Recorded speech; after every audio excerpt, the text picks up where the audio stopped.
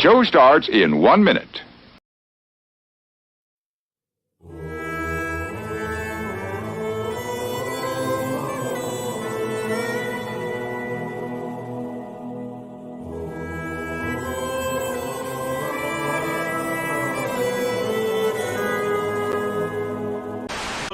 Good evening, folks, and a hearty welcome to our drive-in theater. We have a wonderful evening's entertainment lined up for you, one that will provide several hours of pleasurable relaxation and diversion for you and your family. Like 9 out of 10 film stars, Raquel Welch uses Lux Beauty Soap. Well, no, I like to be a woman and a man to be a man, you know. We hope you'll make this a weekly visit. You love the tasty array of snacks we have to offer. Bring your friends. There are always wonderful new pictures to see. We hope you have a wonderful time.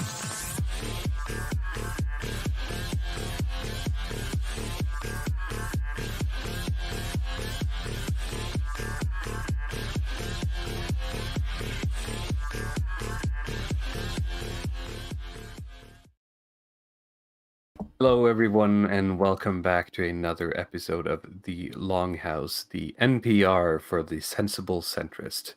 Hello, everyone in chat. I hope you're having a good evening if you're in Europe, or a good morning, I suppose, if you're in America.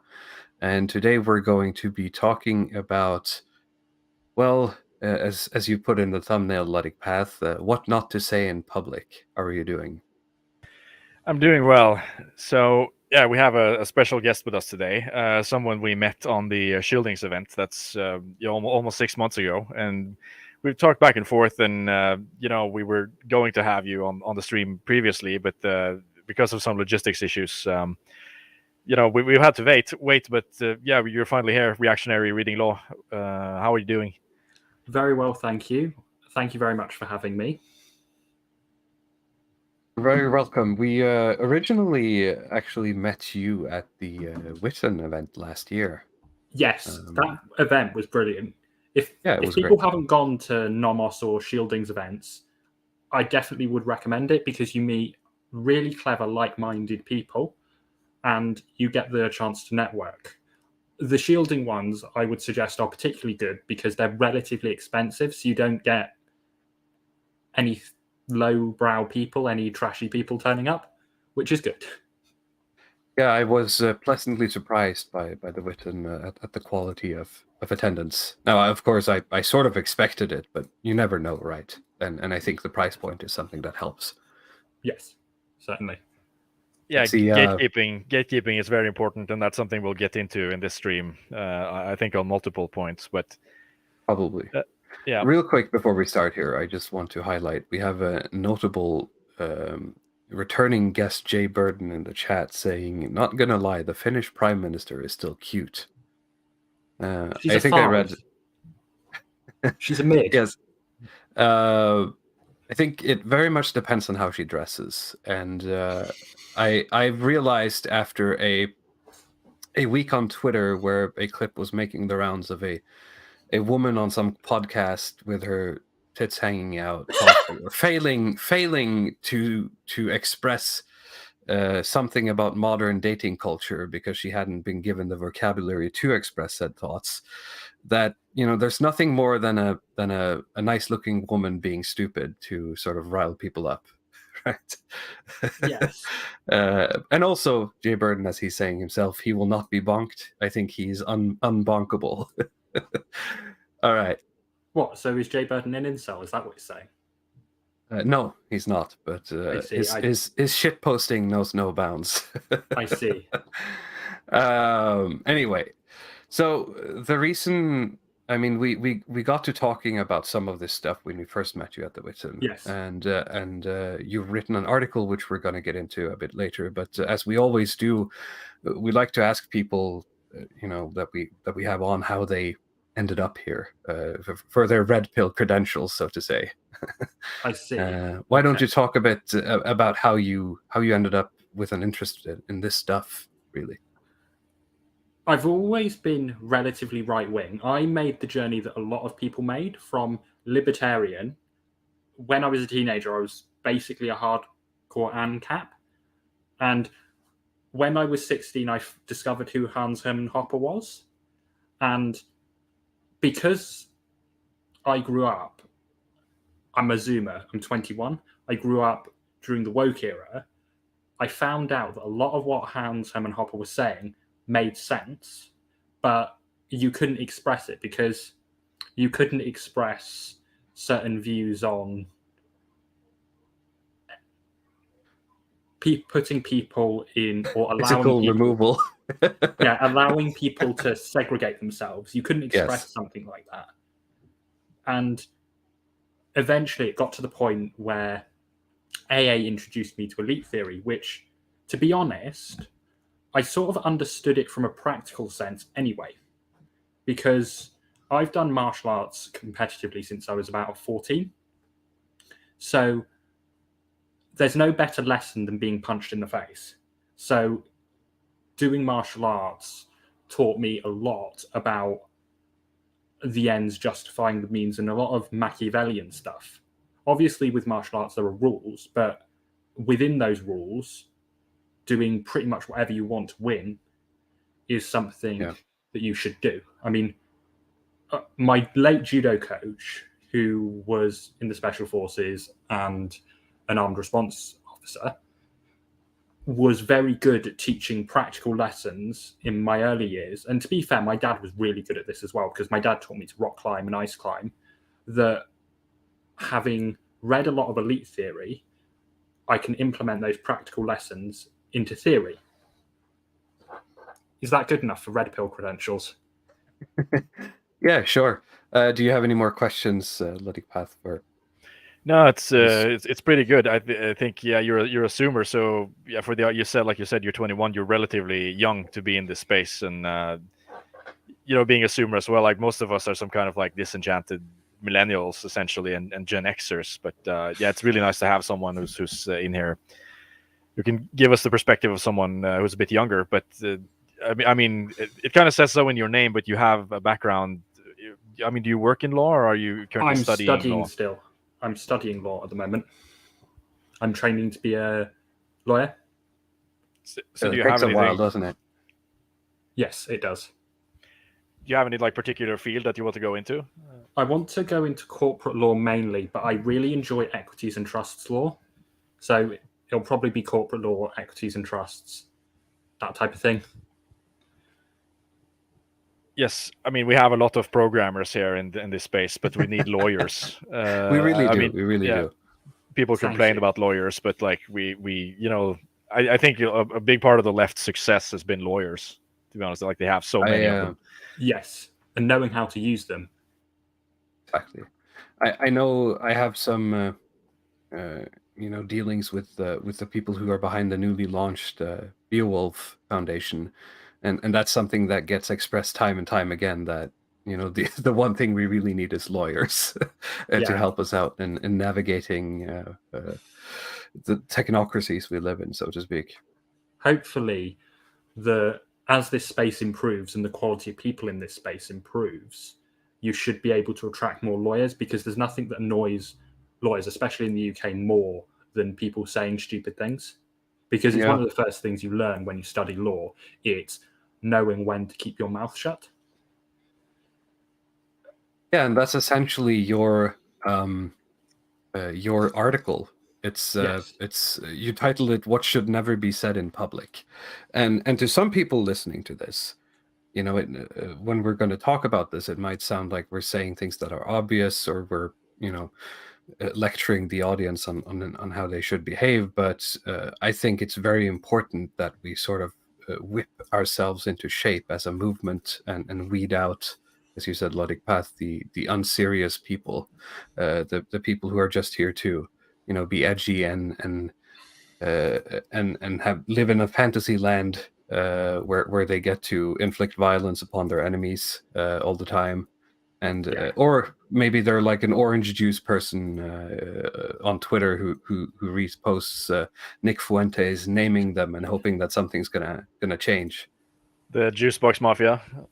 Yes. I don't understand what this means.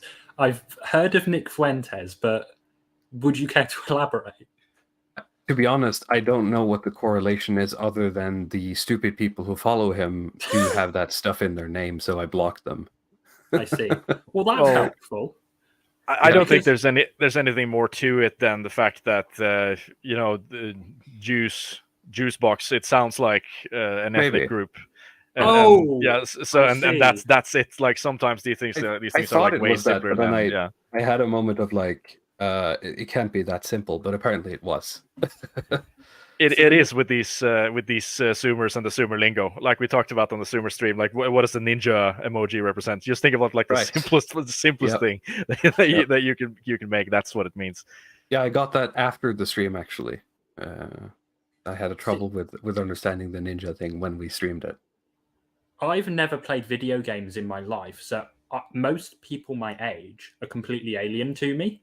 I don't really have many friends my own age, so when I hear what we'll call Zoomer lingo, it just goes way over my head because I've never heard it before.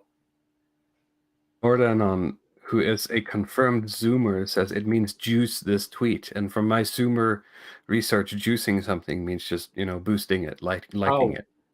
Yeah, maybe because sometimes they call being on steroids being juiced.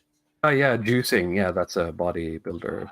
Are you sure, Nordanon? I mean, we're talking specifically about like the Ye24 people who are putting the juice box in their names. I think it has to do with like naming them. I don't think it's like we're juicing the tweet. My point is, I saw a clip yesterday actually of Nick Fuentes, actively denying a large event that happened in the mid-century that is connected to a certain tribe, and I couldn't help but think, if Nick Fuentes wasn't far enough from the levers of power, he's certainly even further away from them now, right?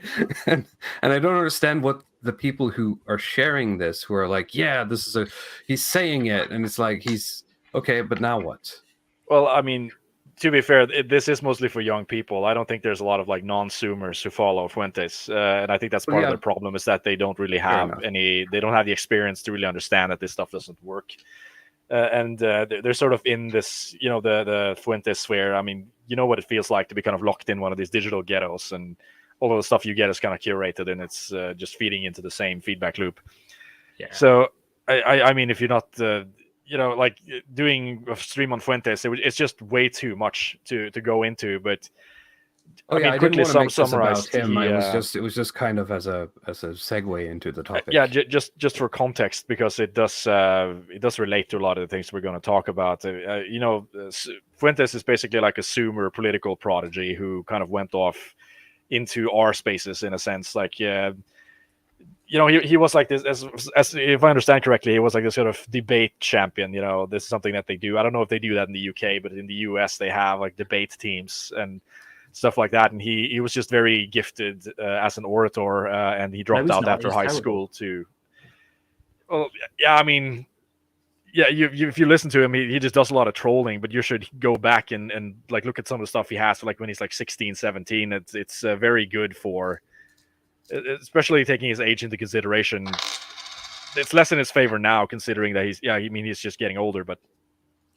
I did follow him in the beginning, and like his message in the beginning was a lot more optics focused, and I saw much more of the appeal then. He was trying to sort of, okay, we're going to have like this more, we're going to go from the like this kind of macho liberal populism into more of this like Catholic hardline right-wing politics where everybody wears suits, and we're going to dress properly, sound properly, and try to appeal to young people and old people and have the good optics. But then after like January the 6th, it took a bit of a turn where he sort of just had his own kind of internet platform, the Cozy TV setup, and he's just kind of been relegated to that corner of the TV.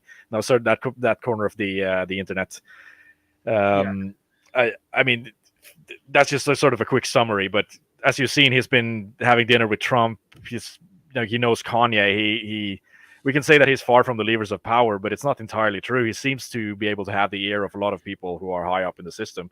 As much as like we want to dunk on him, I can't. I don't know of anybody in the sensible center who has like a direct line to, like like top political candidates and so on.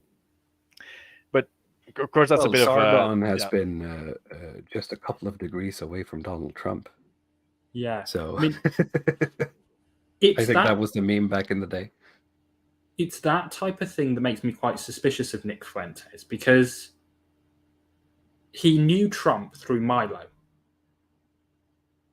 And it seems from what you've said to me about Nick Fuentes is he's gone down the road of basically, I just want money and attention, so I'm going to be as radical as possible and appeal to Zoomers, basically do a less good version of what Andrew Tate's done. I mean, that's what it sounds like to me.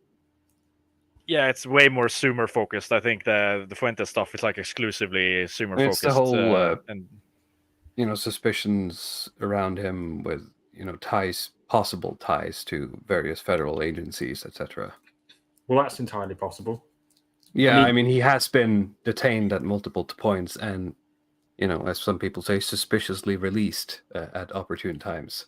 So yeah, it sounds like, I don't like calling people fads, but I'm going to make an exception here. From what you've told me, it does sound quite suspicious. I mean, it just adds up to the point where, even associating with the people who follow him and looking into the types of people who follow him and the way they... I mean, I think this is something that AA mentioned. I remember that he dug into the people who have these juice boxes and in their bios, etc. And they all have sort of like a similar amount of followers and created around the same times, or they're very recently created accounts, right? The numbers don't match up, and there's something suspicious about the whole movement to the point where it's just not worth engaging with, really. Yeah, I mean, the government literally hires people to sit on Twitter all day and cause drama. I can't remember the exact unit, but there's a unit in the British military that does this. And there's a unit in the American military who does this. So what you're saying makes complete sense. Yes, but I think in the spirit of this stream and the topic, we should refrain from, making these accusations and just say that they've gone a different direction that we have. And we'll just respectfully disagree. And we'll respectfully disagree. We'll not call them a fad. No, I haven't. A low blow. I don't think. No, I'm hesitant to do it as well. I just don't like the messaging, and that's really the primary reason why why I don't want to associate with it. Yeah, we don't have to. Yeah. So with that sort of as a framing, what should never be said in public?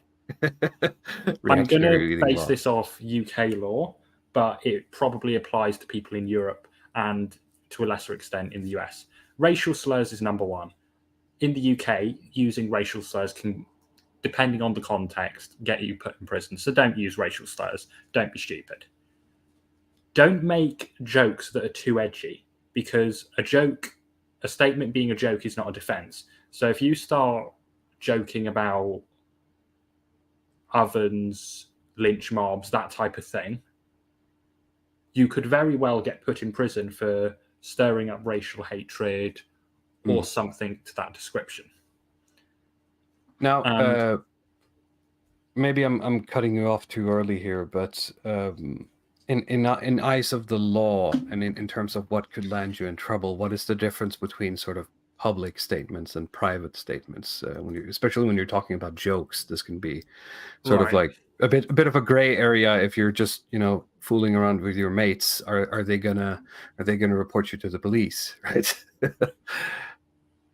Generally, in terms of the law, you have more protection for private statements, certainly in the UK.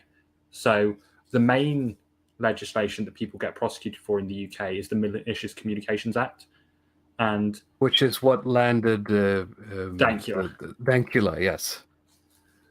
So it's using a communication method for grossly offensive statements. So you will probably be fine if you use, in terms of legally, if you use certain language privately. However, you need to be careful here, because if you're making very stupid jokes when you're drunk and joking about having people killed, that can get you put in prison for terrorism offences, and has done. Right. Or you can get, if you're joking about just stupid things that some people adjacent to our circles might joke about, you can get put in prison for inciting racial hatred. So generally, your terrorism offences that are related to saying stupid things and your incitement to racial hatred statements that are related to saying stupid things, it doesn't really matter if it's in public or in private. Whereas if you're just being an edgelord and saying things that are offensive, if it's private and actually private, you're probably going to be fine. Right. So in terms of the Malicious Communications Act, if you are at a private comedy event and you're making jokes that would be quite offensive, may even be seen as grossly offensive, and it's private and someone videos it, you won't be in breach of the law. The person who videos it will be. Right. But you might get cancelled, but that's, outside the law, of course. Yes. So just for some specific, when we're talking about from a legal perspective, the difference between private and public, where do we draw the line? Well, it depends. It's normally done on a case-by-case basis in terms of the reasonable person. So if you are in your house, that's obviously private. If you're at an event where only people with tickets are allowed, then that more likely than not will count as something that's private. Right. That's a good rule of thumb. Yeah, that works. So that is that sort of like, if you want to give people like this is a quick, don't say these things in public or private. This is just don't say it. Yeah, just don't say it. Yeah, because and I think at some point I want to just read a bit from your article, but I'm not sure if we're quite there yet. Do you have any more questions, Luddigpath, before we get into it? I mean, I read through the article and I jotted down some bullet points. So, I mean, one of the first things to get into is really the idea of freedom of speech, and you say that like there's no country that's ever had like completely protected freedom of speech, and of course this seems kind of obvious to people in our spheres anyway, right? But maybe you could elaborate a little bit on that. Well, any culture you care to name, any civilization, will have some speech that is off limits. So in the Islamic world, it's insulting the Prophet Muhammad. In the Christian world, it used to be blaspheming. And in most Islamic countries I've been to, especially the first world Islamic countries, you get a list of things that you can't say. Right. So they're things like insulting Muhammad and certain Arabic words. And I think you're not... Yeah, I remember during the World Cup, there was this whole thing about, Westerners landing in the Saudis and and discovering that homosexuality is frowned upon there. Because they'd hung up like various posters about, men should refrain from kissing if they're visiting from abroad or something. It was very polite, but yes, to the Western modern mind, it was very jarring. I think. I'm quite fond of Arabs. I get on really well with Arabs because there are lots of wealthy Arabs in my year and on my course, and we just get on really well. I mean, as long as you respect Arabs and their sensibilities, you'll get on really well with them. Yeah, they seem to come from, especially if they're from the more, the regions that haven't been, terrorized by foreign military for the past 20, 30 years. And from some of the more wealthier countries, they would usually be, in my experience, now I can only count on one hand, but those I know would be more like-minded to me than someone who's gone through sort of the lefty college machine or university machine in my own country, right? Yeah, I'd certainly agree with that. I'll echo the same sentiment for my part. I've gotten along with, say, Iranians and Kurds and people from various Middle Eastern countries. So I completely agree. It's sort of like, as long as you can sort of respect the boundaries, you can get along with them really well. Yeah. I mean, it's an interesting topic because I won't go too much into it, but what I like about the first world Islamic countries is you can have some type of multiculturalism. However, you have to have the dominant culture who's in charge. So that's why Dubai works. That's why. Yeah. Qatar I mean, that's works. what every's work. I remember this was a thing that was talked about when I was on UO the other day, and AA said the exact same thing, that there has to be one hegemonic culture that sort of rules the country, and then you can have minorities segregated under that. Yeah. But obviously, multiculturalism ruins that, and especially multiculturalism among the elites especially ruins that. So certainly. Fjolnir for 750 Icelandic kroner says, I hope for a future where Guardian columnists get hit with a torrent of lawsuits for every anti-white article they write. That's allowed to say, right? Yes, you're allowed to say that. The only thing is that's not going to happen. Sorry. That's fair. It might not be very plausible. If they were to defame you or something like that, or anybody, then I hope they get hit with lawsuits, because defamation, especially libeling someone, if you're a journalist who advises the government on counterterrorism, yeah, by all means, you should get sued. Sure, but I think, these kinds of people, if we're gonna call Guardian columnists a group of people, work in such a way that by the time you have the legal power to hit them with a lawsuit for writing anti-white articles, they've stopped doing it, or they've been fired or moved on to something else, following incentive structures. The good thing about British defamation law is you're allowed to go after the person who makes the statement, not just the newspaper, if you're defamed by a newspaper. So you can attack the actual journalist legally? Yes, you can sue the actual journalist for what they said about you, as well as the newspaper. But normally people sue the newspaper because the newspaper has money, the journalist doesn't. But the law in the UK, because usually we look at the UK and see a lot of more draconian laws than we're used to in our countries. Now, I can't really speak to the truth of that. It might be that our countries are just as draconian in their hate speech laws as the UK is. But let's hypothetically say that a Guardian columnist writes something that is quite clearly anti-white. Would it be possible to sue them today? Because there's a reason why you're saying that's never going to happen. Yeah, so if someone says something that's anti-white, actually, I'll use an example. There was a college professor in the UK who said kill all white people. Sorry. So that you got to be careful here. yeah. She said some words to the effect of, or the exact words were, kill all white people. Right. If there have been people prosecuted for saying the opposite,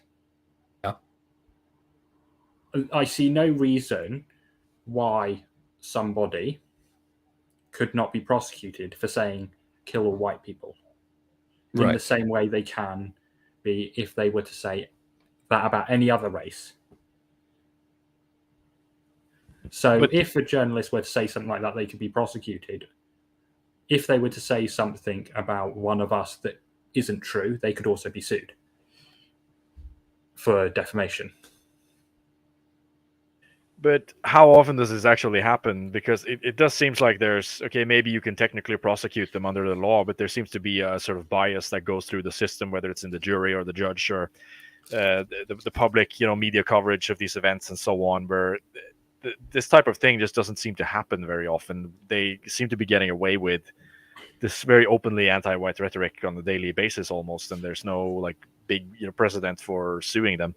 Yes, in terms of suing them for something like defamation, you don't really get legal aid for defamation. So a defamation case in the UK will be quite expensive. It can cost anywhere from £100,000 to £1 million.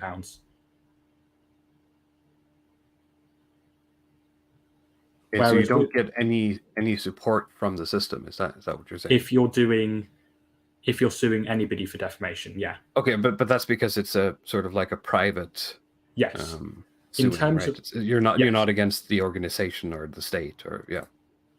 So in terms of prosecutions, the prosecution service in the UK is really underfunded. So it's very easy for, I'm not saying this happens, but someone in the prosecutor's office to just turn a blind eye because they've got so much more to do in terms of potential prosecutions to review that they can't really be held to account, because they can just say, oh, we didn't have the resources for it, which to some extent is true. Right. So in the UK, you're allowed to do private prosecutions. If we ever got to the point where we had well-run or legal organizations, it would be possible to privately prosecute journalists for writing something like that. Yes. Okay. But that, of course, requires a funded organization. Yes. And competent people to run it, which I think is the bigger problem. Obviously. Yeah. And that's also why it's important that we sort of educate ourselves on what not to say, yes. to make sure that, we weed out the people who are unserious about the politics of this. Yes. Let's say. Yes, okay. Certainly. Logic Path, did you have anything more from the start of the article here that you wanted to talk about?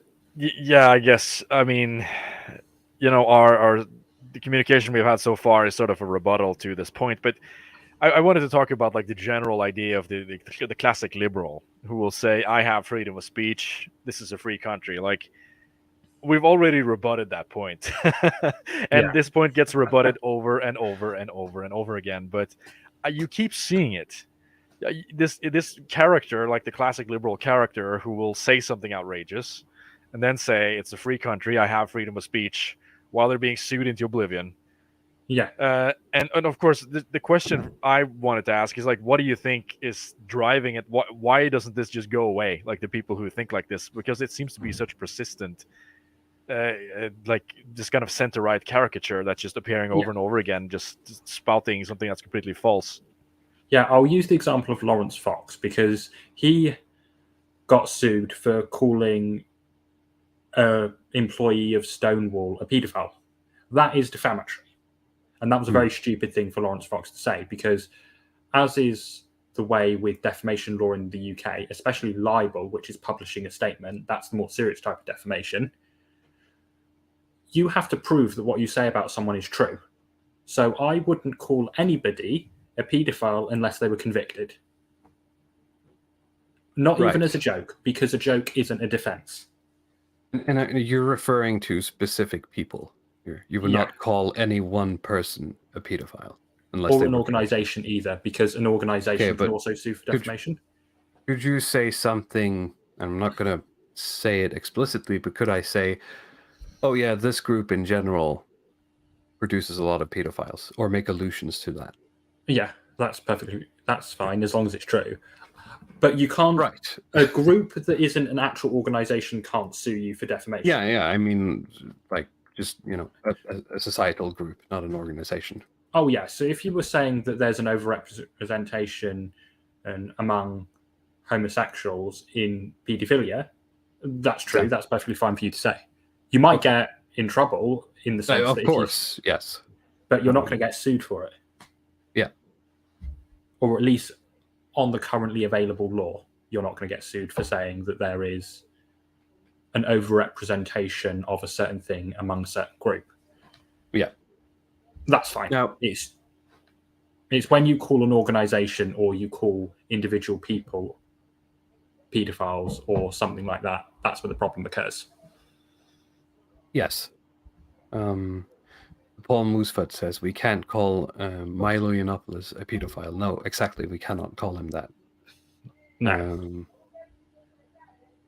So, well, I think we're finished with the point of free speech being a lie, but I do agree, Logic Path, that it's important to remind ourselves that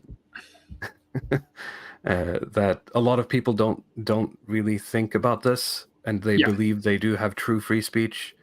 and that's the sort of the lie that is being sold to us as well. Even though society has never really provided that. No society has provided free speech, right? It seems to be like a very like this the entire structure of these liberal ideas seems to be like I don't know how to explain it verbally properly, but it seems like this ideological structure of defense mechanisms that you can just default back to every time you're pressed on something. Like say, you know, what people are talking about now with cancel culture, then like the lefties will just go back to saying, well, it's just the free market, right? Or people would just say, oh, well, it's just free speech, it's just a free market, it's just you know, it's my right as an individual to do this thing. Like if you don't really have a defense for something, you can always just default to some kind of liberal cliche that's like, okay, everybody knows it's not true, but it just kind of provides this sort of default answer to inquiries. Every time something comes up, you can just sort of use it as a shield. Of course, presuming that we use the word ideology in the sense of like having a belief system structure and not in the academic agent way, but that's a bit of a different topic. But you know, the next thing I've put down on my bullet points here is the idea of what I'd like to call saber rattling rhetoric, or what you mentioned here about, you know, speaking about, say, executing public officials, or you know, things like firing squads. Like this type of typical, you know, vague rhetoric around physically harming people in public positions and so on. Could you care to elaborate a little bit around that? Right. Generally, as a rule of power, you don't say things that you don't have the power to do. Do we agree with that?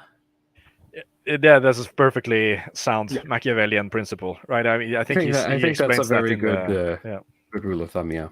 Yeah, because I see a lot of people, especially online, you know, expressing things that you in your article, and you could probably talk more about that now, but it's fantasy, right?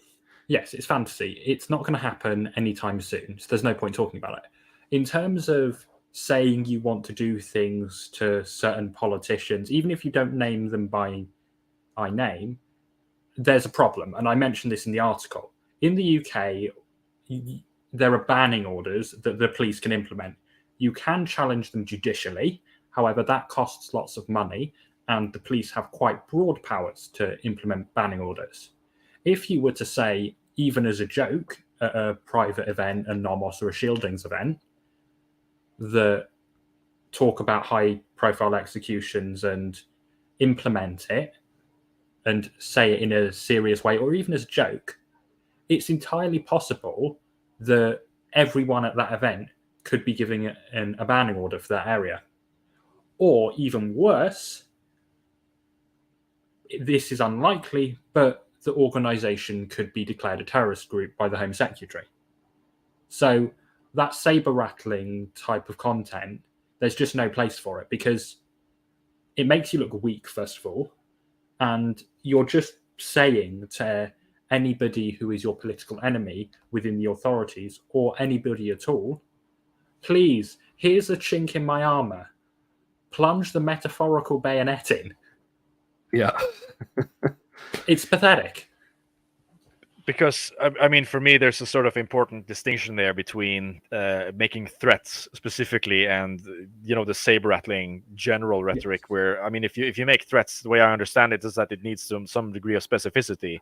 Like I said, that I'm going to, okay, this is just for an example here, but I'm going to kill George Bush Jr., for example, with a sniper rifle from the roof of the Washington, D.C. building inside of the White House on Wednesday at 2:00 or something. Like that would be a threat.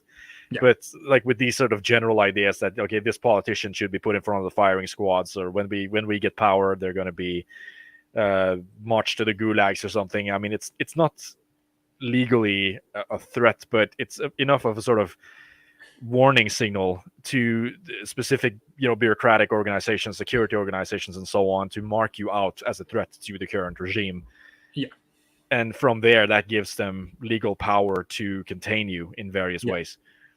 I mean, you can be declared as a terrorist group, even if you don't make specific threats, because it's at the discretion of the Home Secretary. If you make vague threats or show that you have violent intent, you can be banned as an organization.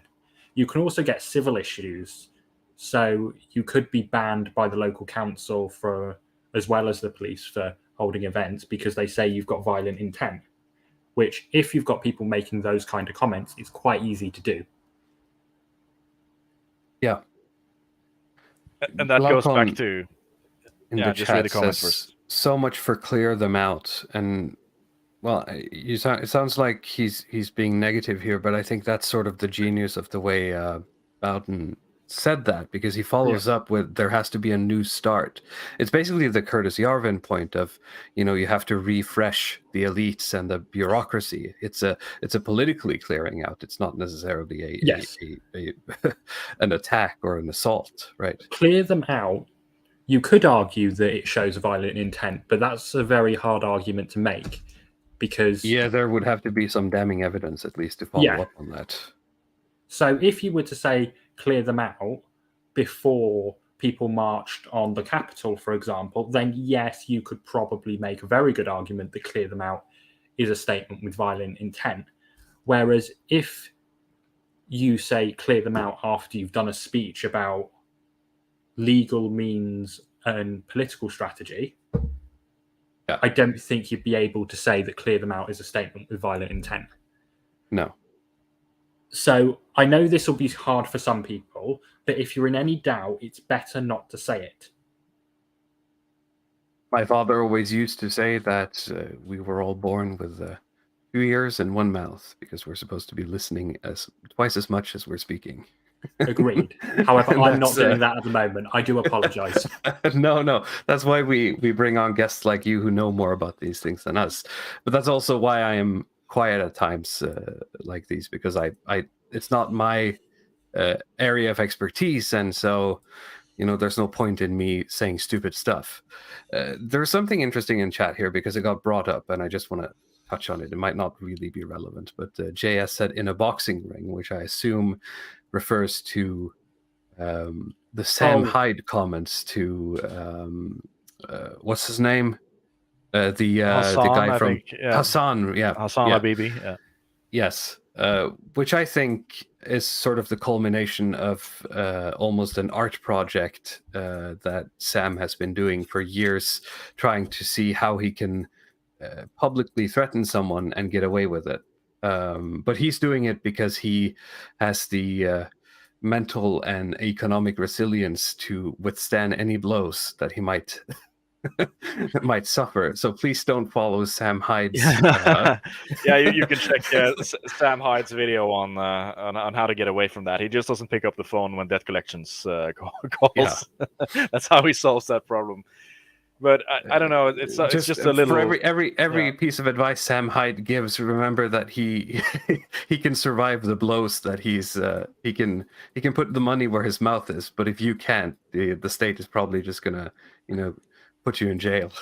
Sorry, I've never heard of Sam Hyde. Who is he? Oh, really? He's an American comedian.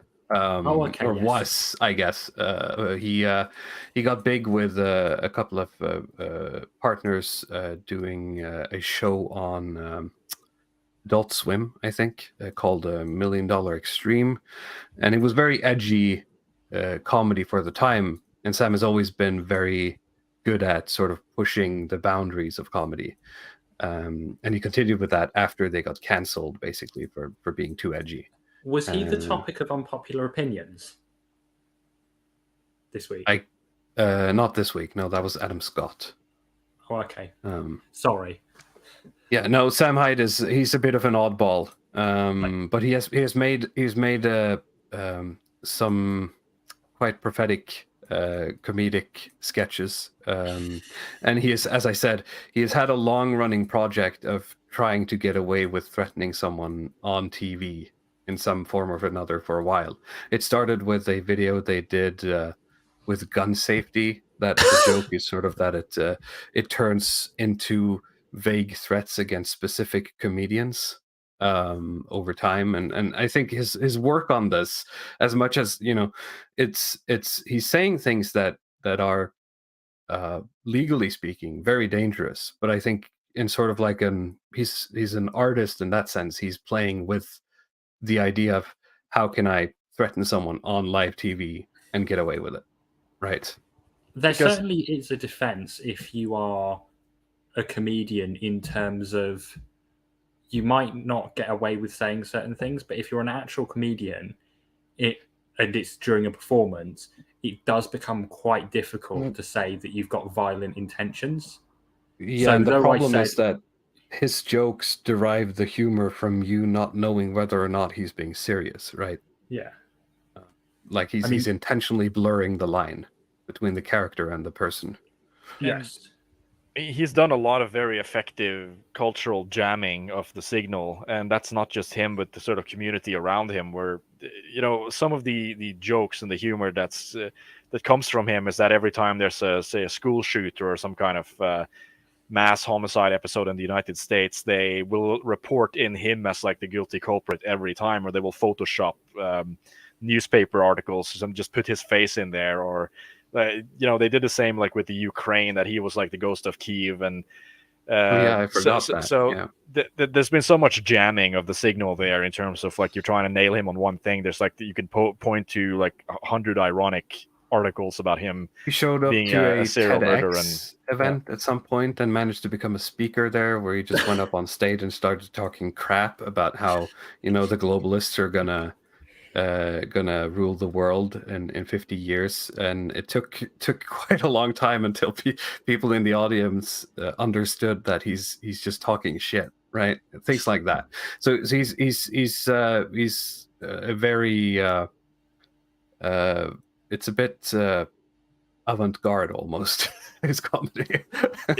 I mean, it's interesting because we talk about, you know, having the dissident writer vanguard in a sense, but avant-garde basically means vanguard. So yeah. I mean he really is, and he is very much on our team, or sort of our side of the political thing. He's not one like Crowder or one of these kind of more PC Con Inc type comedians. What he's doing is very much pushing the boundaries and going into taboo territory within sort of the system. I didn't mean to derail the discussion here. No, it's fine. I like it. But back to the boxing match question. If you were to threaten someone and say, "Oh, if I had you in a boxing ring, I'd beat the living daylights out of you." Yeah. I would find that personally distasteful, but I cannot think of anything that would make that illegal in UK law. Right. Well, I think this isn't legal advice, by the way. This was of course, this was a post-match interview after he had won a match, and he yells to the audience through the microphone during this interview that he's coming for Hassan Piker. He's going to kill him. And the interviewer says, "In the ring," and then he answers, "No, in real life, in your house in California." And you can see it in the clip. He starts, like, he can barely contain himself. He starts laughing because he knows that this is the moment that he can sort of like pull the pin on this hand grenade that he's been cooking for multiple years. I'm not sure if he's going to get away with it, because I think that that's something that Hassan or someone like Hassan would sue him for.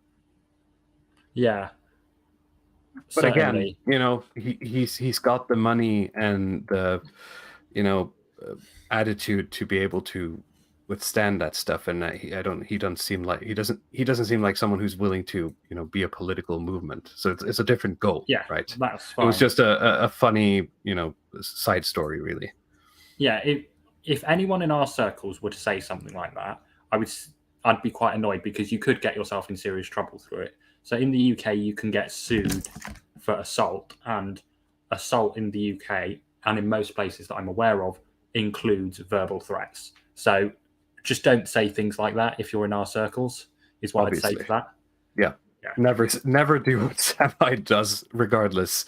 Fjolnir for 1,500 Icelandic kroner, thank you so much, says, "We should study the early Reformation movement. They were constantly executed for blasphemy, yet most managed to walk the fine line and stay within legal parameters." Yes. Do you have any knowledge on that? Not really. I know a little bit about it because from what I did at school, but I don't know enough about it to give a nuanced take. I might start researching it and then I'll give a nuanced take, but sure, I don't know enough about the Reformation movement. But thank you for the idea. Yeah. Super chatter. Glow in the Dark for $20, who got called out the other day because he's been giving his money to the Longhouse and not to academic agents. Maybe we should classify liberalism as philosophical hypocrisy, freedom and liberty, but only to the extent we decide. It tried to get rid of the counterbalances for liberty, like duty or virtue, but couldn't and is in denial. Wait, I think looking at liberalism in that way certainly has its advantages, because it's very much a Hoppian way of looking at it, isn't it?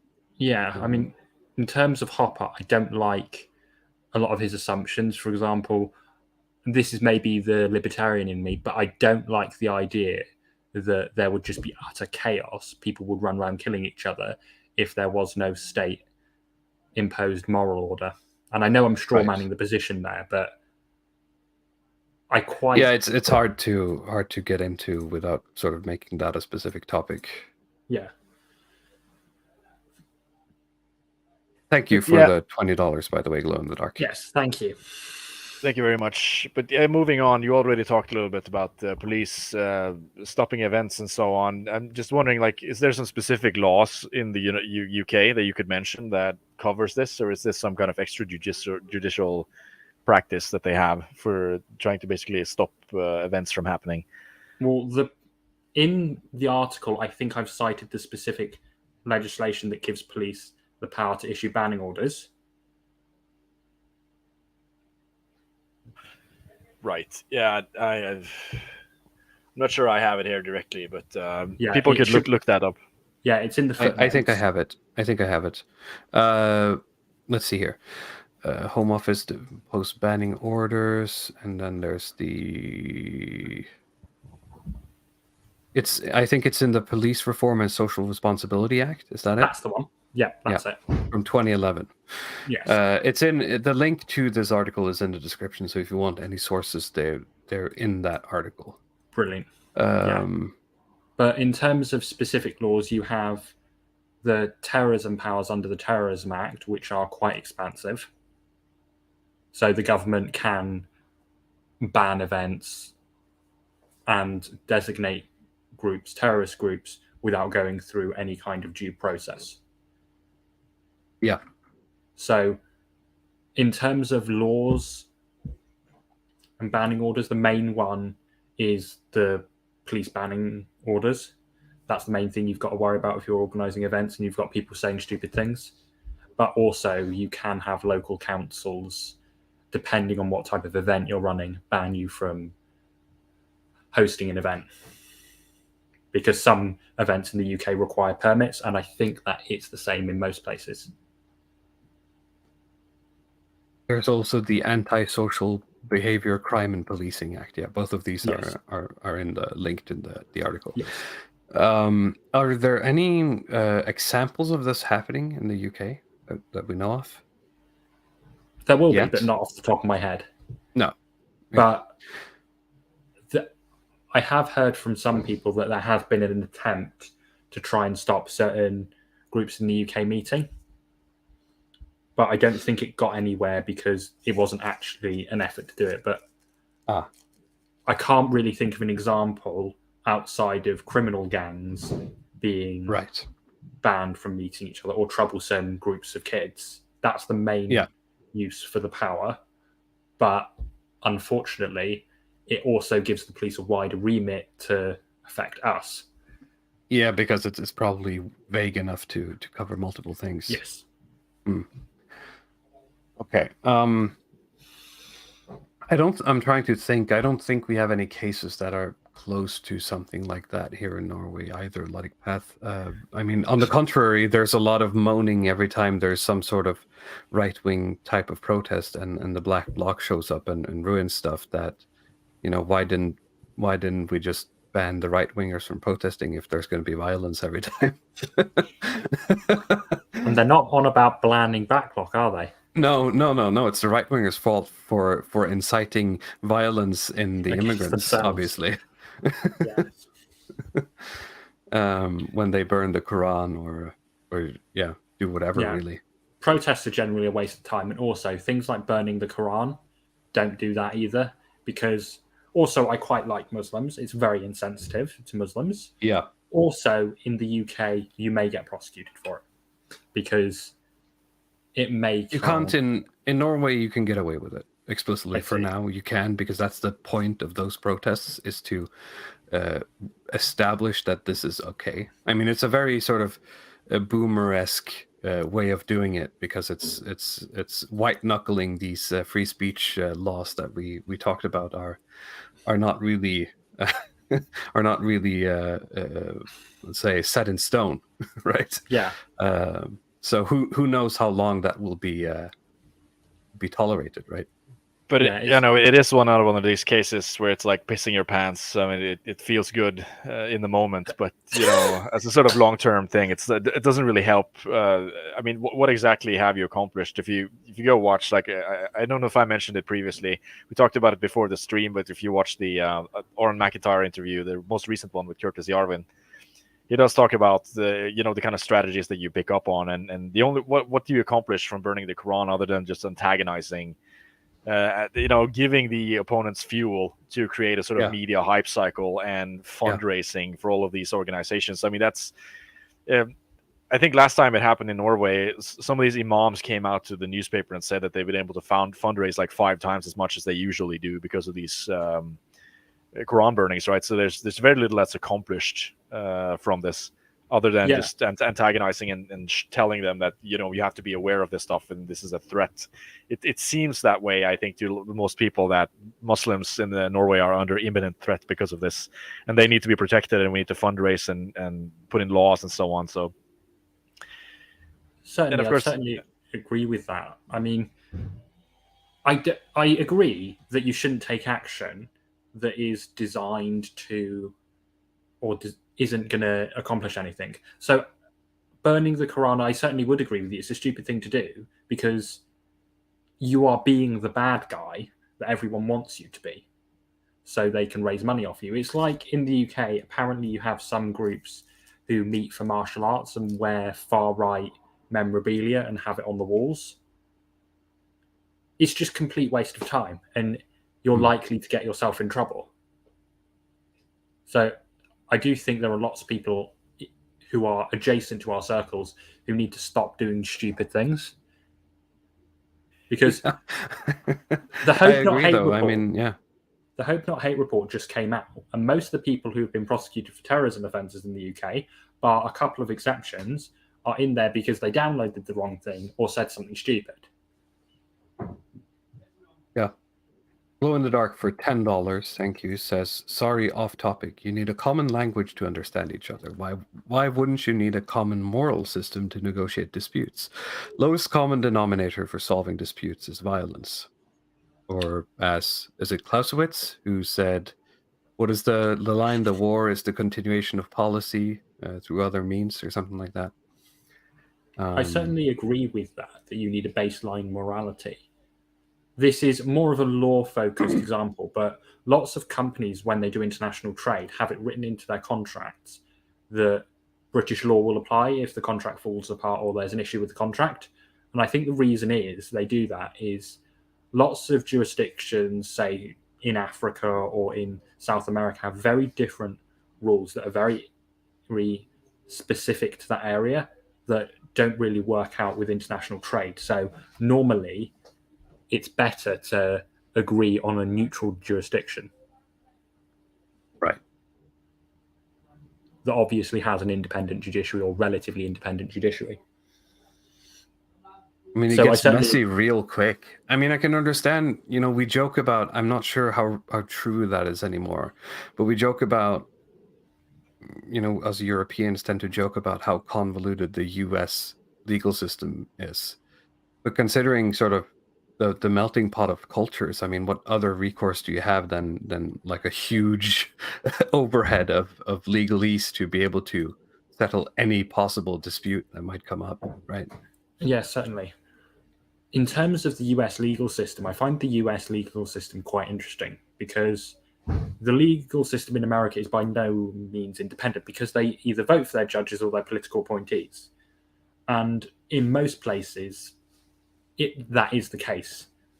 Judges are either political appointees or they're directly elected because most places have constitutional sovereignty. So the judiciary has a lot more power. And because it has a lot more power, it's a better target to capture for political gain. Interesting. But what about stuff like, Britain has created their own Supreme Court, hasn't they?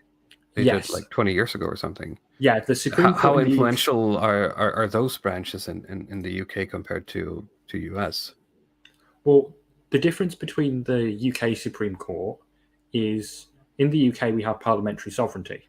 So the British Supreme Court, the UK Supreme Court, cannot overrule an act of Parliament. Whereas the US Supreme Court can. It can impose laws on other states as long as they can make some sort of argument for it being within the Constitution. Yeah. In terms of the American system, the aim of the game, I've actually written an article on this, it's called How to Subvert the American Judiciary, is to control the judiciary because the judiciary, rightly or wrongly, I'm not going to get into the argument about Marbury versus Madison, has the power to legislate from the bench and can basically make up law and make up what the Constitution says. So, and it's very similar in most places. So in Sweden, I was doing a little bit of research into this, and the Swedish Democrats will probably need to control the judiciary and put their own people in the judiciary to implement a lot of their policies. And it's the same with anybody else in the US. You need a That's judiciary. Something that we talked about when they had their big win a couple of months ago. Leo Borealis was quick to point out that the Sweden Democrats have been quite clever in their sort of power brokering after the election, opting to take more bureaucratic and judicial roles than public or ministerial positions.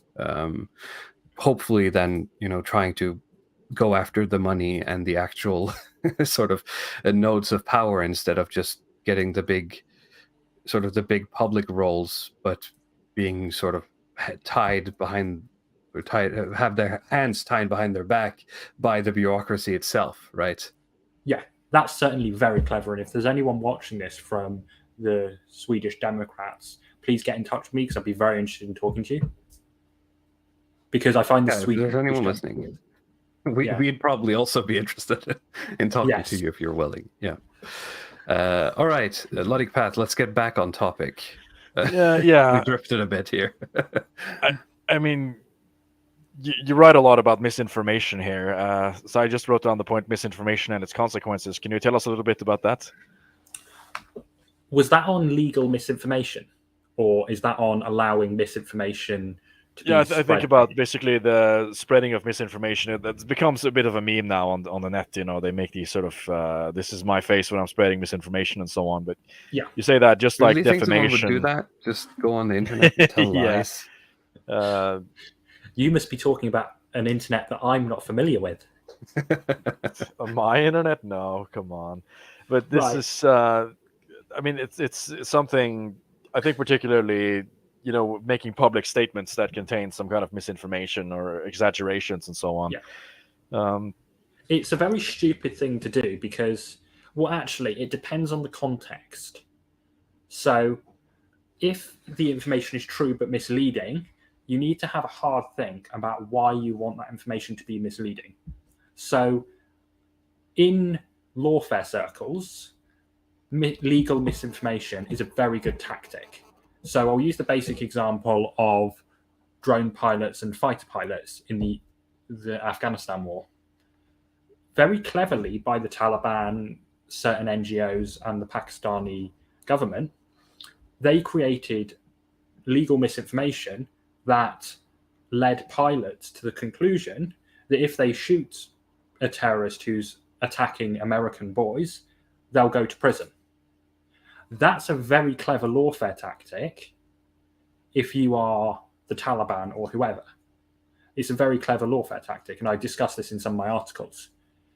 The practical application of that in the modern, not really the modern day, because the Afghan war is modern, but in the domestic sense, is there's this perception that police officers have in the UK and most places that if they stop and search a black person, they'll lose their job.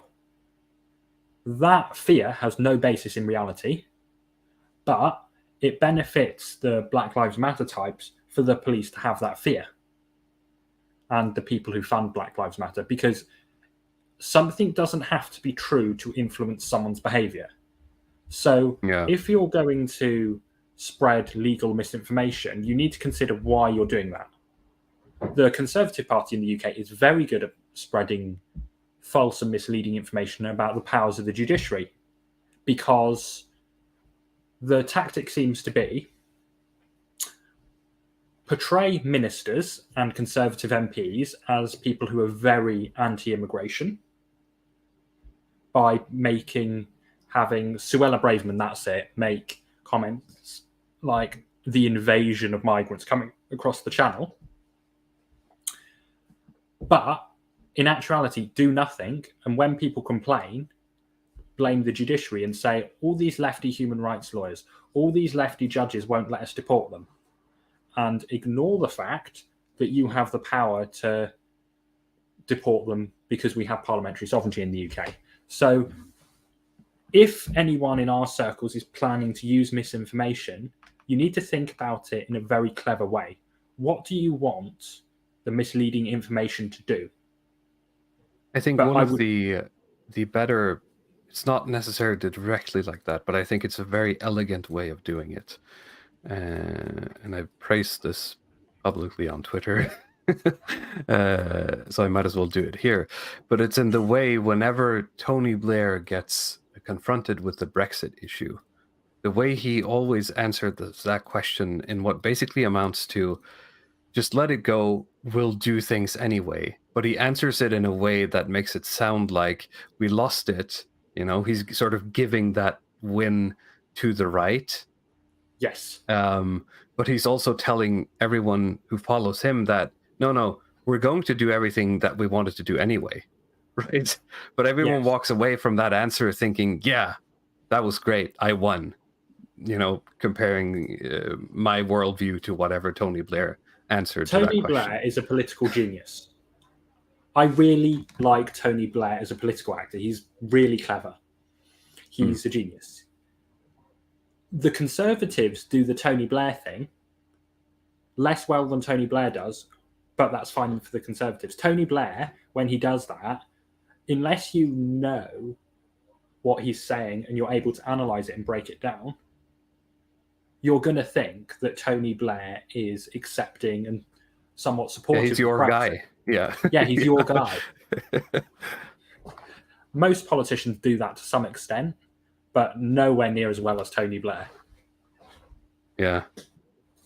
No, I just thought about that specific one because I find it so fascinating how he dances around that answer and then sort of plants that sort of kind of misinformation then, I guess, in the viewer, because it's not, nothing he said was true, but you walk away with a worldview that's going to influence your actions. Yeah, I mean, changing and misleading people is quite a clever public speaking tactic, and it's something that I've taught before. But you need to be careful when you're gently guiding people to believe something that is based on the same set of facts, is essentially true, but you want them to think, you want to get people to think that what they're saying or what you're saying is based in reality. So it's quite a difficult thing to do. Yeah, it's very difficult, which is why I, that specific example is why I sort of, as you said, from a technical point of view, I admire it. Yes, it's very clever. Yeah. I'm getting some Luddic Path. I'm getting a bit of echoes of our deep dive into CLD and some of the primer stuff there, because when you said the thing about a police officer believing that he legally cannot do a stop and search, right? But that's not really true at all. It feels like it feels like a lot of the persuasion tactics from some of those books have won over to the point where that person doesn't even bother to go look it up, right? Yeah, certainly. I mean, to some extent, this has worked in our favour in employment law in the UK, because the Free Speech Union, Christian Concerned, and organisations like that will sue someone up to the senior tribunal, the High Court, on behalf of someone else for being fired for expressing a political view. Most employers aren't going to fire people for expressing a political view unless it's done in a way that is extremely vulgar. So that kind of legal misinformation, if you will, is very effective. And that example just popped into my head. People who are our side or our side adjacent doing it very well. Yeah.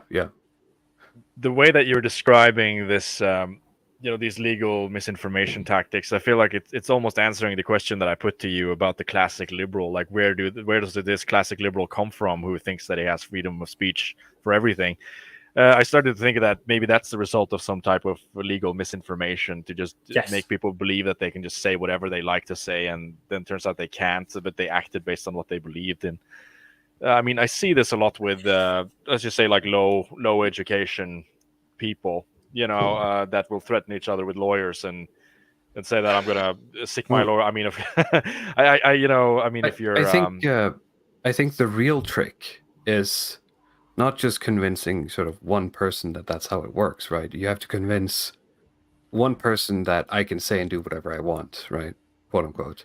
Yes. Then when they get caught going against the regime, which, as we already established, every regime has something that is not allowed to say, you have to punish that person in a way that disincentivize other people from doing the same thing.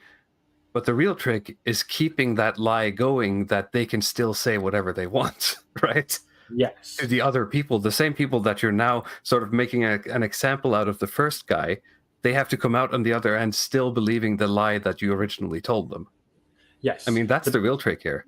Yeah, that's very clever. I mean, the best example of this that I can think of is the Magna Carta and COVID. During COVID, you had lots of people trying to say that, because of the Magna Carta, we aren't allowed to be locked in our homes. And you had people actually citing that in court. And it's just so funny when someone cites something in court that is completely garbage, because British judges are normally quite sarcastic. So it's with the Magna Carta thing, we have parliamentary sovereignty in the UK, and people were claiming things that were said in the Magna Carta that were actually spread years before, and also how popular these videos were by the social media companies. Because if you have people who are saying they have rights that they don't, or they're saying rights that don't exist, and they're spending lots of money, energy, and time trying to defend those rights that don't exist, they're not using the rights that they actually have, limited or otherwise, to engage in normal, useful political action. Yeah. Lumberg says it's the sovereign citizen delusion. Well, yes and no. I mean, it's the sovereign citizen delusion for that one person, but the real trick, as I said, is for every one of us who are looking at the sovereign citizen being punished to walk away from it saying, well, I'm glad I still have my freedoms, right? Yeah. when none of us had any freedoms to begin with, really, right? Yeah. So I think that's the real trick. As I said, maintaining that lie through a public punishment for going against it. Yeah. I mean, ties into AA's Boomer Truth regime, doesn't it? Because in terms of the Boomer Truth regime, people who are in the Boomer Truth regime do adopt these fantasies that they have rights that they don't, or they have power that they don't. So I think once you're out of the Boomer Truth regime, a lot of the stuff that I say, you say, just becomes easier to understand. And you're not as susceptible to being misled legally. That said, I do see lots of people who are in our circles or our circles adjacent get misled about what the law says. So my favourite example is in the UK, we do have affirmative action. It's just not called that. And it only applies to public bodies. So government institutions or institutions that are funded by the government. Lots of people say that this is illegal. This goes against the Equality Act. But is it? I seem to remember that BBC gets hammered every time they put out job postings with explicit sort of racial. Yes. Yeah. That's qualities. Correct. The BBC would be classed as a public sector institution under the definition of the public sector equality duty. So and every time they come out with like a job posting, you have to be, what is it, Black, Asian, minority, blah blah blah. Everyone, Lawrence Fox and Steve Turley, and I don't know, not Steve Turley, but all the sort of Con Inc. types, attack BBC for doing this because you can't, it's not allowed, it's not legal, but it turns out they're actually mandated by law to do it. Section 1, Article 1 of the Equality Act is where you can find it, their requirement to do it. So next time you see someone like, I don't want to slag off the Lotus Eaters, but I have heard some of the Lotus Eaters gang say, oh, this is against the law, it's against the Equality Act. Just spam their comments with Section 1, Article 1 of the Equalities Act, please, chat. They're actually mandated to do it, yeah. Yes. And the problem here is, if you think something's against the law when it's not, or when it's in fact mandated by law, you can't take proper political action that works. Because guess what? If you take the BBC to court and say, oh, this is illegal discrimination, they're going to say, oh, but it is legal discriminate. It's perfectly legal. And in fact, we're required by law. And guess what? You've got huge legal bills to pay. Yeah. And you're a racist. Yeah. You have you spend some time towards the end of the article on talking about a specific case of Tommy Robinson and Sargon. I mean Carl Benjamin. Oh, is there anything there we want to cover? Basically, Carl Benjamin and Tommy Robinson both have this in common, that they've both said lots of things that most right-thinking people would see as vulgar. So I'll use Carl Benjamin as an example. He said, I wouldn't even rape you to an MP in the UK. And then he ran for office. That was a stupid idea. Saying, if you say that type of thing, whether if you're planning on running for office or even in the past, that's going to get brought up because... It still gets brought up. It still does. Yeah. And it's just a stupid thing to say. So I've got this idea of front men and fall so guys. even though technically it wasn't Carl Benjamin isn't, he didn't break any laws by saying it. He can say that. It's perfectly fine for him to say it. You still think that it was a tactically stupid thing to say. Disadvantageous move, yeah. Yeah, because what you get is when someone says something about you, I don't know, you're pro-rape or something like that. Sorry. Let me interrupt. Nordanon says it's funny that his face pop up if you Google UKIP rape man. Okay. Sorry, yeah, continue. Right. If you take 10 people in a room and you say that someone's pro-rape, even if there's not really very good evidence for that, take Carl's statement, about half the people in the room are going to agree. And Also, the time Carl spent defending that statement could have been spent discussing other topics. So I have this idea. It comes from organizations that frequently encounter difficulties with the government.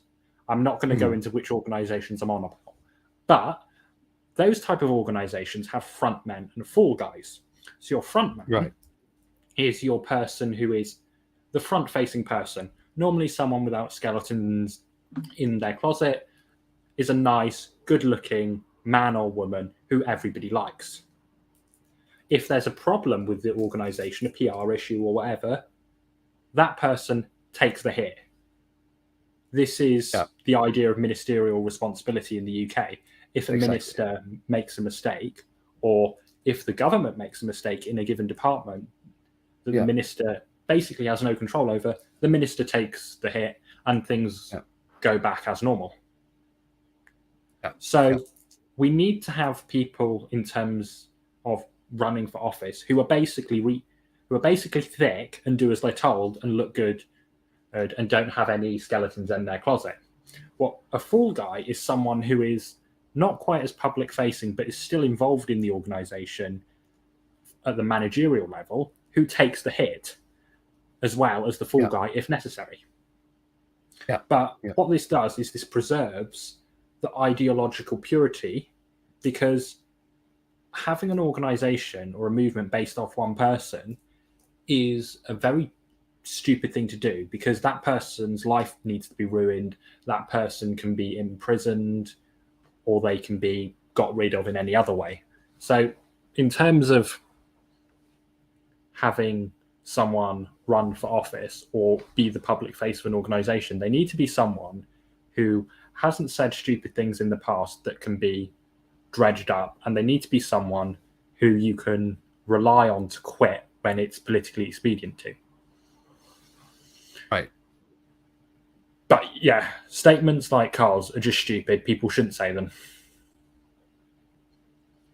And generally, slagging off women on the internet is something I'm generally against, because I am not a male feminist, I promise. However, it is very distasteful when you hear the incel type slagging women off. And it also looks weak as well. I don't want to look weak. Well, the problem is that it's, unfortunately, I'm not saying that that makes it right. I'm just saying that it's good content, right? I see it shared all the time on places like Twitter. As I said at the beginning, the best thing you can do is get a hot woman to say something stupid and put it on the internet, because then everyone can look at titties and feel good about it, right? Because they're smarter than her. But I do agree. It was a funny joke. Now that we're on the other side of it, I don't think it was worth it. Right? No. I'm not sure if he proved the point he wanted to prove. If he did, he didn't prove it to the people he wanted to prove it to. They just doubled down. Yeah. I mean, I have some sympathy for people who complain about dating. And if, for example, I might say as a joke, I can't find a woman who can cope with my lifestyle. But it's a joke to myself and a joke to other people who know me, because it's not I hate all women. No, it's for whatever reason, I can't find women who can emotionally cope with my running around the world for climbing and ice climbing trips and going to dinner parties and not getting slaughtered, basically. It's a joke to everyone who knows me. Yeah. But I don't like it when people are, women are so terrible, women are so hard to get these days. I mean, I would agree and have sympathy with some people, because there's a guy I'm in church with, and we have a Catholic group at uni, he's got Tourette's and he's got a really bad stutter and he's very socially awkward. He's a lovely man, very smart man, but because of his social issues, he doesn't do as well with the ladies as other people might.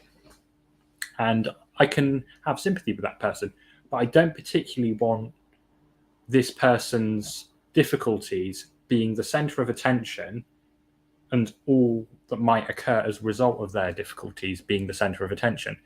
Another thing is thirst posting as well.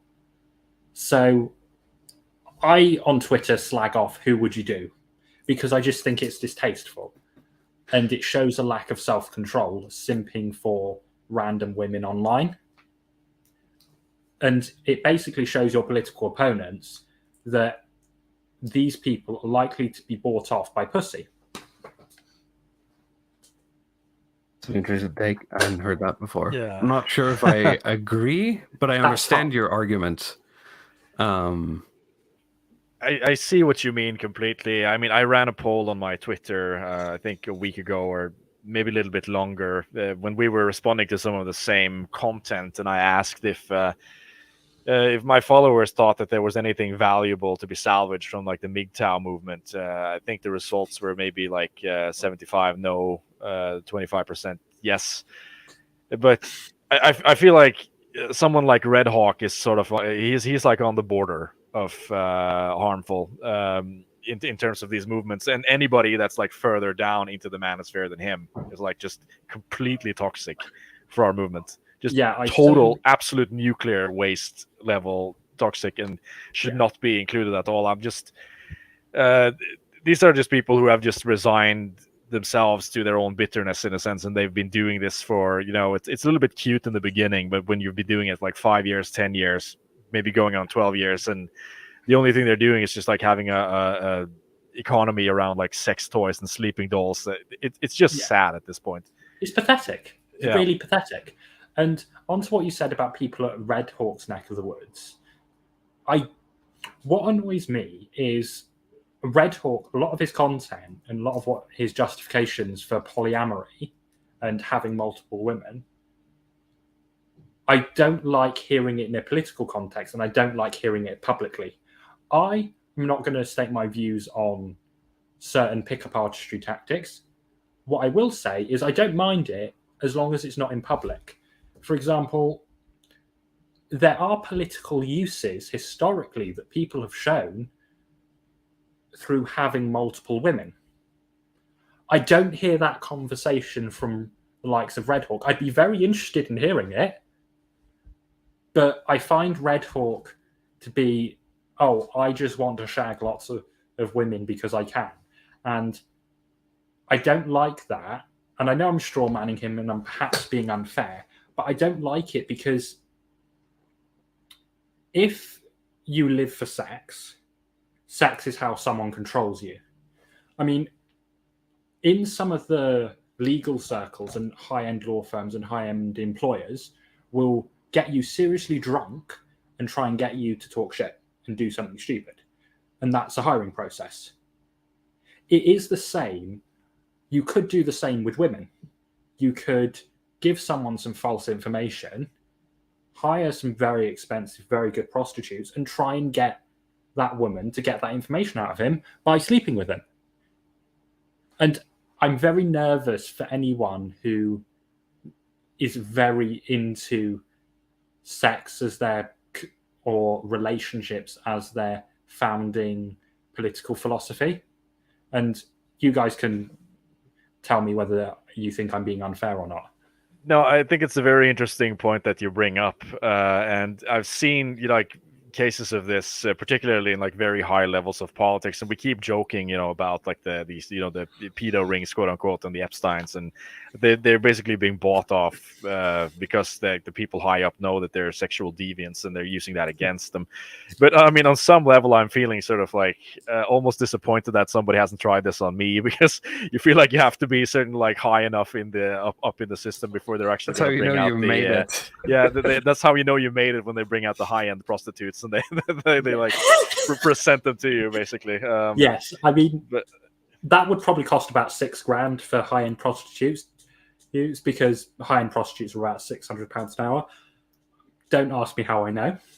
But in terms of that, if you fall for that, you're quite stupid, because I like to think I'm quite an honest person, and I'm quite honest with myself. If I have some random 9 just hitting on me, starting a conversation with me, something's up. Yeah, it's So perfectly. I think the same way as well. I mean, if they like some random 9, it takes the initiative to talk to you, and they know what you're interested in. Just this is a Fed. This is a federal agent. Well, basically. I mean, hang on. There's a difference between a woman striking up a conversation with you at a bar and someone walking up to you, sort of listing up your favorite sort of book series or something and talking about how much they enjoy it, like hitting your weak spots, right? Finding out about your hyper fixations and and like, oh yeah, I'm not like other girls. I also like I don't know, role-playing games from the 80s, right? Yes, I mean, don't not talk to a nice, lovely young lady who walks up to you in a bar, lads. Just be aware, if you're rich, they might be a pickpocket, they might be a Fed. So keep an eye on your Rolex if you've got one. Basically, it's common sense. I have a couple of chats here that I collected the past couple of minutes, and the first one is from Lumberg in relation to Sargon writing what he did about was it Jess Phillips? Yes. He says never apologize. No, I'd agree with you. He wrote more, and I'd say sure, never apologize, but and in the spirit of this stream, metaphorically, don't pull the trigger until you know you have the kill shot. Basically, yes. I mean, I think that's what we're saying. We're not saying don't apologize. Yeah. We're saying, don't do it until you know you can get away with it. Yeah, exactly. I mean, do you boys hunt? I have hunted, yes. I don't really do it anymore. Okay, brilliant. Yeah, so you know what I'm on about. Regularly. Yeah, so when you go deer stalking, for members of the chat who don't know what I'm on about, you don't want to shoot at the deer and you don't want it to know that it's about to be shot. So, because otherwise the meat will taste bad. You want to shoot it and it not know that it's just been killed. I take the same reasoning and I'd like to apply it to making crass comments. Don't make one unless you know for sure that it's going to land or it's going to be received positively. So there are low targets for making crass comments. For example, if you want to slag off paedophiles and express that you hate paedophiles, even in today's day and age with the liberalization of certain things, no one's going to have a problem with you being extremely rude and extremely crass towards paedophiles. So don't make crass comments unless you know that people are going to receive it well. Also, I agree, you shouldn't apologize purely and simply because once you've made a mistake, like said something stupid, you shouldn't apologize because they're going to be worse on you if you apologize. Yeah. However, that applies for crass statements and not illegal statements. If you say something illegal, it probably won't do you much harm if you apologize, and just don't rat in other people. Take it like a man.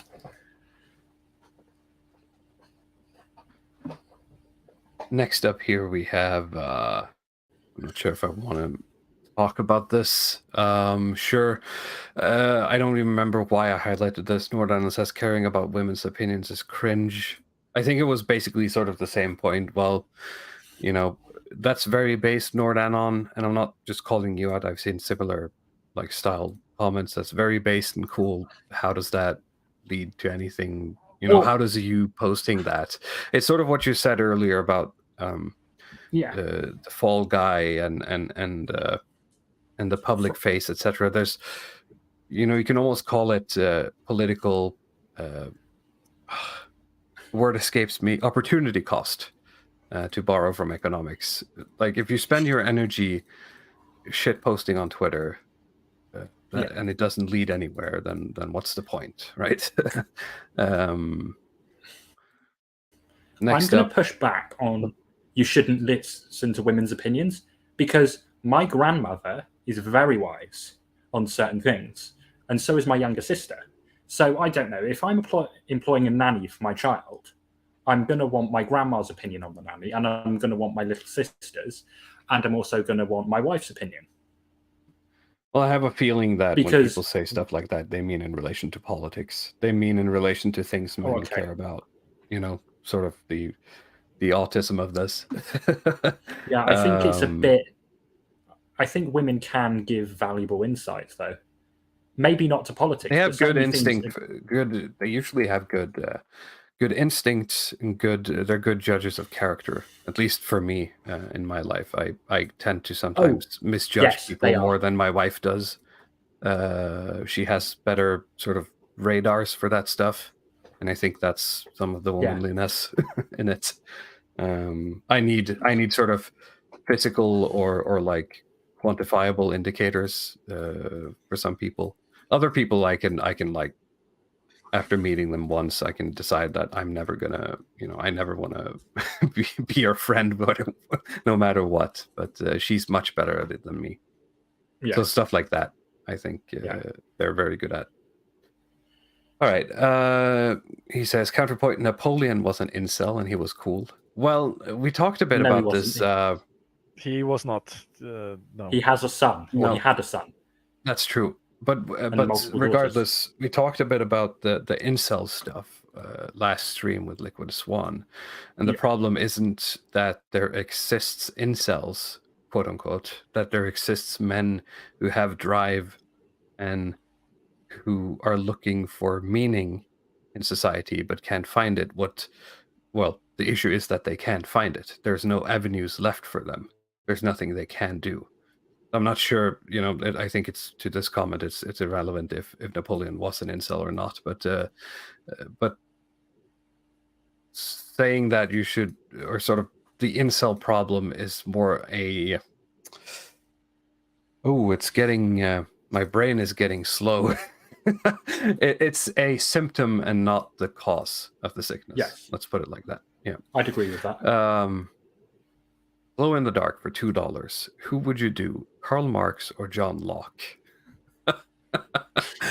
Oh, I mean, I've heard stories about Karl Marx and how he was like in terms of like showering, etc. But I mean, it's way back in the day, so I'm not sure if John Locke would be any better. I'm not, even though I have a beard myself, I'm not. That beard is not much of a turn on for Marx. I would have to go with Locke.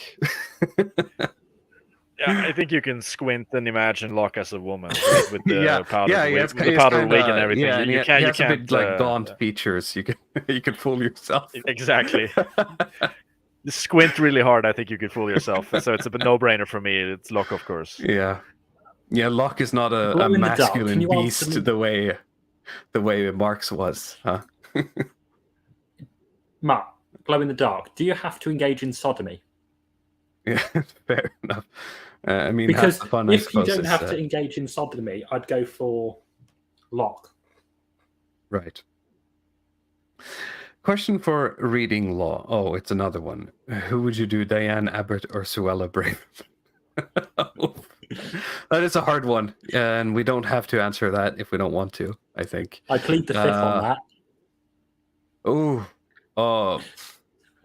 Diane Abbott is just, I mean, if I have to choose, right? That's the joke. That's the game.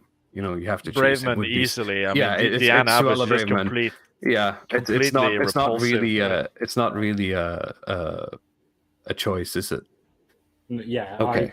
It's not a choice. But only do it if you have to. Only do it if you have to. Yeah, you have to take one for the team one day in the future. One of us in the organization are gonna have to seduce Diane Abbott for political gain. We're gonna have. You talked about sending prostitutes to win over information. We can't afford it because of the lack of. We're gonna have armies. We're gonna have armies of right-wing gigolos. We have to spin the bottle on that one. Okay. I think on that note, we've been going for 1.5 hours. About. We should probably start winding down. If there's any final questions you have for reading law, this is your chance to get them in. We'll plug our socials, and if there's nothing else, we'll get out of here. Reading Law, where can people find you? Find me on Twitter, and I'm at Law Reading. You can find me on Substack, which is ReactionaryReadingLaw at substack.co.uk. the links to everything else you can find in my bio. I have a YouTube channel which I do random thoughts on. It's not very good content. I also have my locals, which is focused on developing people's public speaking skills. So that's open oratory. My goal for that was lots of people I've met at events say they don't have the confidence to even go to a school board meeting and put a well-articulated case as to why drag queens aren't appropriate to give assemblies to their kids. So when I have some subscribers for that, there's some video content on there available to teach you the basics, but I will tutor people in small groups. Very good. Very good. And you seem to show up at events too, if people are in Britain.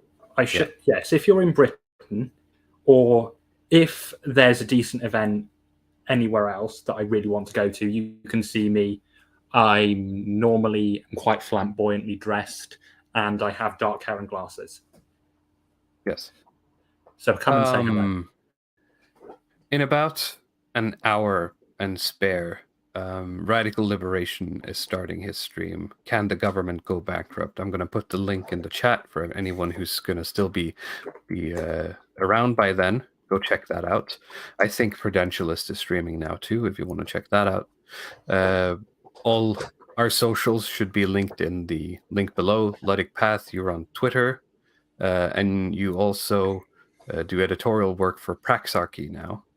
So everyone should go and read Praxarchy as much as they can. That's praxarchy.com, or you can follow just at Praxarchy on Twitter and get the articles there.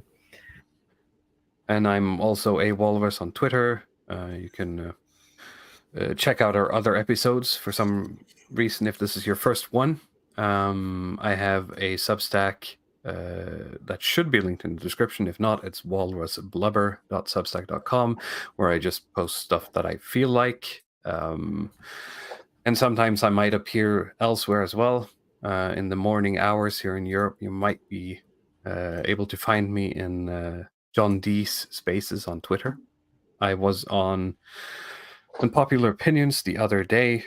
If you haven't watched that, go check that out. And I think that covers everything. Someone says I cannot find Reactionary Reading Law's Twitter account. I'm going to link that directly in the channel or in the chat. Yeah, so check that out. Just so that we're. Also, I did a video with Scrump on the legality and the legal side of the Hope Not Hate report. So check that out. Right. Yes, I saw Scrump in the chat earlier. You should check him out too. We might show up. I think both me and Luddic might show up on a show there sometime soon. I can't really confirm when yet, but sometime in March, I think. And I think with that, we're just going to sign off. Goodbye. Have a good evening, and we'll see you next week. Bye-bye. Thank you very much for having me.